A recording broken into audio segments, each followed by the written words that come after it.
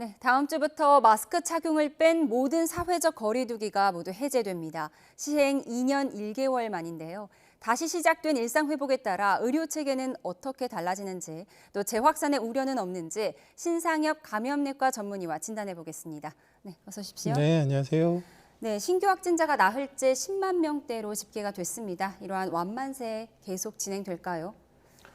예, 지금 당분간은 지금 이제 코로나19 지금 이제 검출된 확진자가 한 30%라고 하지만 실제적으로는 전 국민 반 이상이 지금 오미크론에 감염이 돼서 자염력을 획득을 하면서 그 오미크론 유행 과정에서 그 자염력을 획득하신 분들은 다시 걸리질 않거든요. 그러면서 재생산 지수가 지금 반토막이 나는 그런 상황입니다. 그래서 그 오미크론이 대규모 유행했을 때 재생산 지수가 1.34 이 정도였는데 지금 반으로 떨어지면서 실질적으로 이제 유행은 전체적으로 감소세에 들어갈 수밖에는 없는데 이게 이제 전제 조건이 있는 거죠. 이제 오미크론이 계속 유행을 해야 되고 그런 자연면역이 유지되는 기간이 한 3~4개월 정도쯤 정도 되는데 그동안까지는 어느 정도 지금 우리가 여유를 가지고 이제 사회적 거리두기 완화나 다른 조치들을 하면서 다음에 유행을 대비할 수 있는 그런 좀 시간이 이제 생겼다고 볼 수 있겠습니다. 네, 위중증 환자가 이제 1,000명 아래로 유지가 되고 있습니다. 위중증과 사망자 추이는 어떻게 분석하고 계시나요? 지금 위중증과 사망자 추이를 보면 우리나라의 지금 오미크론 유행은 아직 현재 진행형이고 위험이 지속되고 있습니다. 지금 한 달 전과 지금의 사망자 숫자가 차이가 거의 없습니다.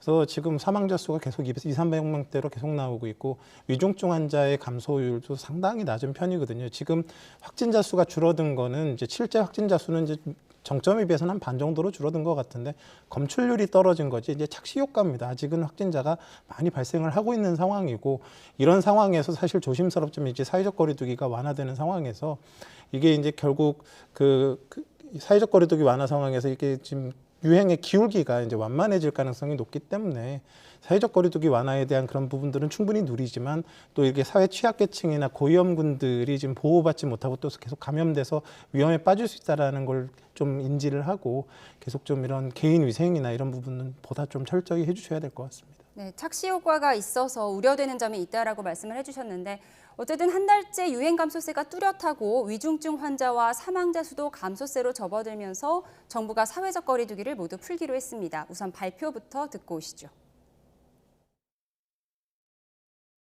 방역 상황이 안정되고 의료 체계 여력이 확인됨에 따라 그동안 방역 조치의 중요한 상징으로 여겨졌던 사회적 거리두기를 이 조치를 과감하게 해제하고자 합니다. 네, 김부겸 총리의 워딩에도 들어가 있지만 과감하게 풀었습니다. 어떻게 보시나요? 글쎄 지금은 이제 과거에는 이제 그런 코로나19 유행을 사회적 거리두기, 백신 접종, 마스크 착용 그리고 사실 우리나라에서 제일 잘했던 게 그 3T라는 그런 굉장히 강력하게 검사하고 격리하고 치료하는 이런 3T 정책이 잘 작동을 했었기 때문에 델타 유행까지는 굉장히 효율적으로 전 세계에 정말 내놓을라도 손색이 없을 정도로 굉장히 잘 방역을 했지만 사실 오미크론은 좀 그렇지는 못했습니다. 그 과정에서 방역 정책이 잘 작동했다기보다는 지금 자연 감염자가 많아서 걸릴 사람들이 다 걸려가지고 자연 면역 획득을 통해 갖고 사실 이 앞에 그런 조치들이 필요 없는 상황들이 된 그런 상황들이거든요. 그래서 지금 당연히 이제 그런 꼭 필요하지 않은 조치들, 국민들에게 불편을 주는 조치들은 당연히 해제를 해야 되지만 지금 이게 앞으로 계속 유지가 될 수 있는 그런 상황이 아니라 한시적인 부분들을 분명히 고려를 해서 이제 정부에서는 대응을 해야 된다고 생각을 합니다. 네, 한시적이라고 말씀을 하셨는데 우선 마스크 착용은 유지가 되고 있어요. 원래 발표 전날까지도 이제 야외 마스크 착용은 이제 풀어주지 않을까 이런 생각이 있었는데 마스크를 풀지 않은 것 한꺼번에 없앨 경우에 우려가 커지기 때문이죠. 어떤 점이 우려되는지 좀 말씀해 주시죠. 이 마스크가 이제 상당히 이게 좀 크게 두 가지의 이제 이유가 있다고 저는 생각을 하는데 이제 좀 마스크 착용이 불편하긴 하지만 사회 경제적인 영향을 거의 주지 않습니다. 그러면서도 감염 재생산 지수를 상당히 떨어뜨려 줍니다. 그럼 무슨 말이냐면 마스크 착용, 사회적 거리두기 이런 거 여러 가지를 종합해가지고 재생산 지수를 떨어뜨려야 되는데 마스크 착용 하나만 가지고도 사회적 거리두기를 강화하지 않거나 완화할 수 있는 그런 여지가 생기게 됩니다. 그래서 그런 여분, 사회적 거리두기의 운신의 폭을 넓혀주는 부분들이 있고요. 그리고 이 마스크 착용 자체가 사실 그 국민들에게 주는 그런 방역 경각심과 관련된 부분들이 상당히 큽니다.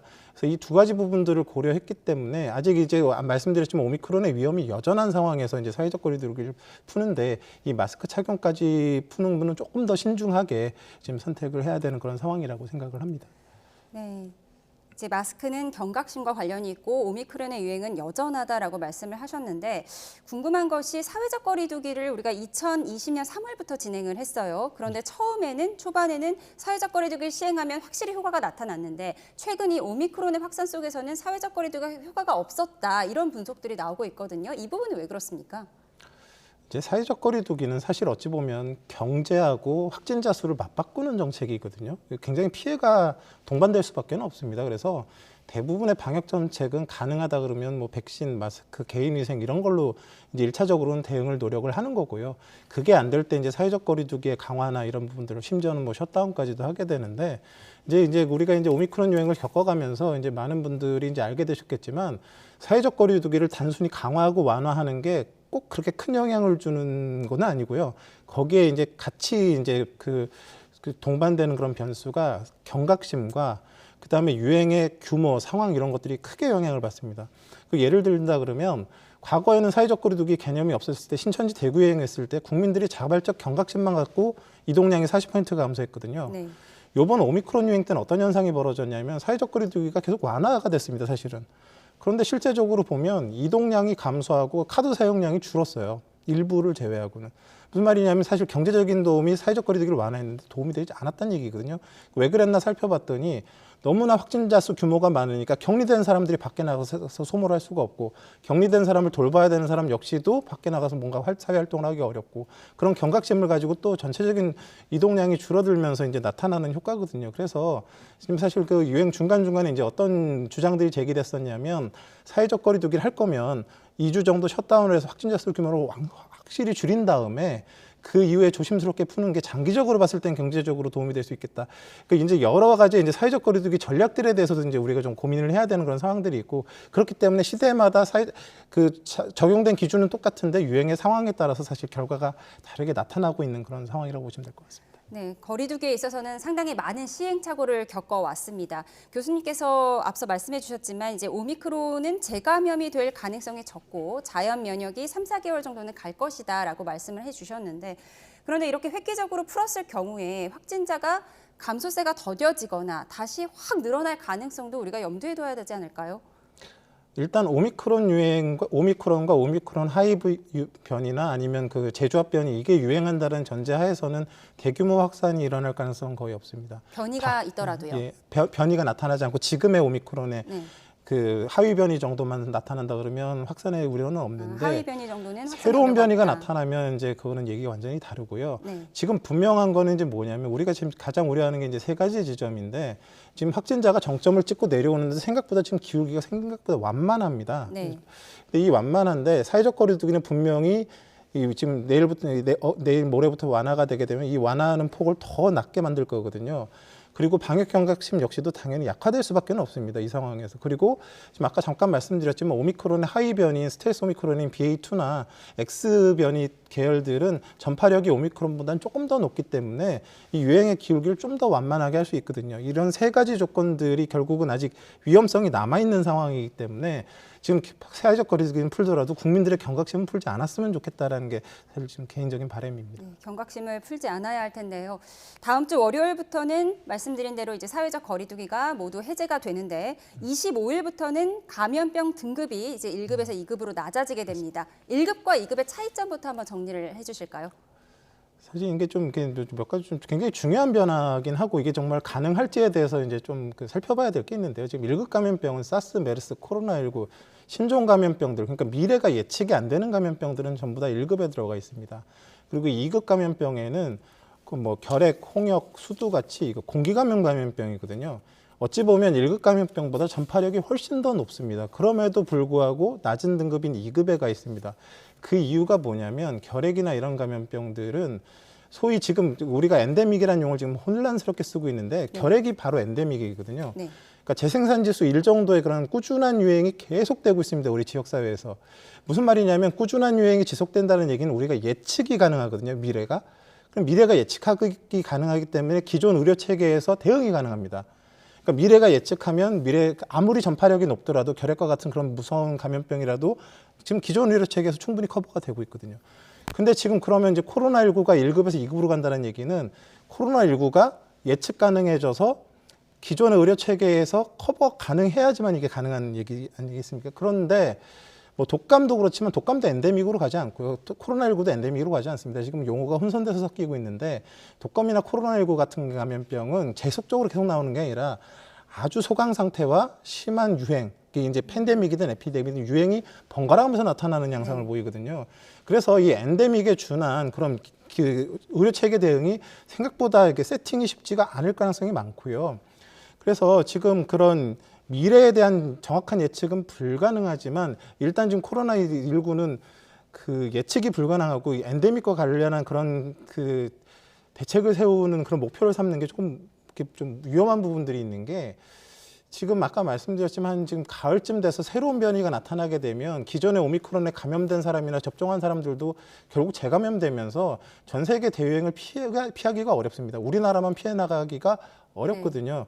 그러면 지금의 이제 1급에서 2급을 내린다는 얘기는 앞으로 유행이 안정될 거고 관리가 가능할 거고 의료 체계에서 가능하다는 그런 전제 조건을 깔고 있는데 사실 이 전제를 만족할 가능성이 제가 보기엔 거의 드물다고 생각을 하거든요. 그러면 지금의 이제 방역의 목표는 코로나19보다 더 큰 팬데믹이 오더라도 대응할 수 있는데 초점을 맞추고 대응을 해야지만 그거보다 작은 유행이 그건 당연히 뭐 의료 체계에서 막을 수 있지 않겠습니까? 그래서 이런 목표를 설정하는 데 있어서 국민들의 희망을 뭐 부분들을 갖다 맞춰주는 것도 중요하지만 국민들의 희망은 희망사항이고 방역 당국에서는 그보다 더 큰 유행도 막을 수 있을 대비를 갖고 있어야지만 국민들이 더 안심할 수 있을 거다라는 생각을 하고 있고요. 이 1급에서 2급 바꾸는 거는 뭐 4주간의 이행 기간을 거치고는 있지만 사실 생각보다 이렇게 간단한 문제가 아니라고 생각합니다. 네, 1급과 2급의 개념적인 차이를 설명을 해주셨는데 2급으로 내려가게 되면 이제 격리를 하지 않아도 되잖아요. 이 부분은 어떻게 생각하세요? 지금 1급에서 2급으로 내려가게 되면 사실은 이제 격리 해제가 되는 부분들이 굉장히 크고요. 이제 그러니까 사회에서 사회적 거리두기 수단이 사라지는 겁니다. 그러니까 백신 접종을 이제 뭐 이렇게 권장하는 거 이외에 격리가 사라지게 되면 뭐 역학조사도 사라지는 거고 아무것도 없어지는 거 아닙니까? 거기에 기존 의료 체계에서 대면 진료가 이제 진행되게 되고 뭐 병원비 지원이나 이런 부분들, 뭐 휴가나 이런 지원들의 정부의 정책적 지원도 사라지게 됩니다. 그러면 사회적 거리두기, 그다음 국민들의 경각심 이런 부분들에 있어서 사실은 어떤 그 코로나19 팬데믹을 지금 우리가 대응을 해왔지만 정부의 그런 세팅, 그런 사회적 거리두기 통제 없이 국민들의 노력만 가지고 그걸 갖다 감당을 해야 되는 그런 상황들이 벌어지게 되는데 그게 과연 코로나19가 오미크론 유행 이후에 전 세계적으로 정말 대유행이 없다 그러면 가능하겠죠. 근데 그렇지 않을 가능성이 훨씬 더 높은 상황에서 그게 대응이 가능할 거냐에 대한 부분까지 사실은 정부에서는 신경을 쓰고 이제 대비를 해야 된다고 생각을 합니다. 대응이 가능할 거냐 이 부분을 우려하셨는데 이제 새 의료 체계는 준비기, 이행기, 안착기로 단계별로 대응한다는 방침인데요. 이 단계별로 어떤 차이가 있는지 한번 정리를 하고 넘어갈까요? 사실 뭐 이제 그 일단 지금 정부에서 발표한 건 그렇습니다. 이제 4월 25일부터는 이제 달라지는 건 딱 하나입니다. 이제 의료진이 확진자 확인했을 때 이제 즉시 신고해서 24시간 신고 요거 하나 달라지는 거고요.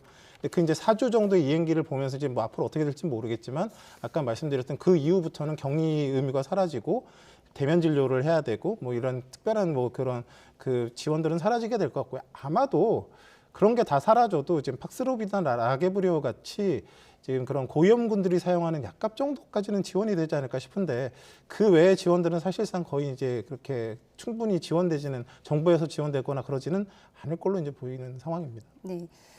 그 치료약이 1인당 80만 원에서 90만 원 정도. 그럼 이 부분은 뭐 의료보험 체계로 해결을 하거나 그렇게 보시나요?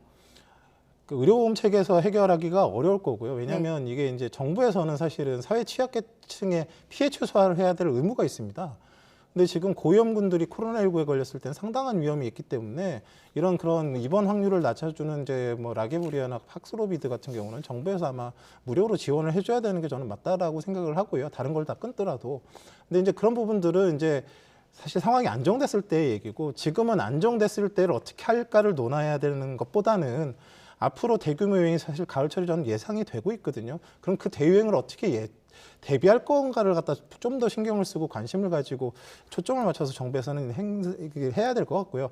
그런 대유행까지 대비를 하다 보면 이런 소소한 유행들은 당연히 이제 대비가 되지 않겠습니까? 그래서 좀 유행의 그런 목표 설정 자체에 좀 혼선이 없었으면 하는 그런 바람이 있습니다. 네.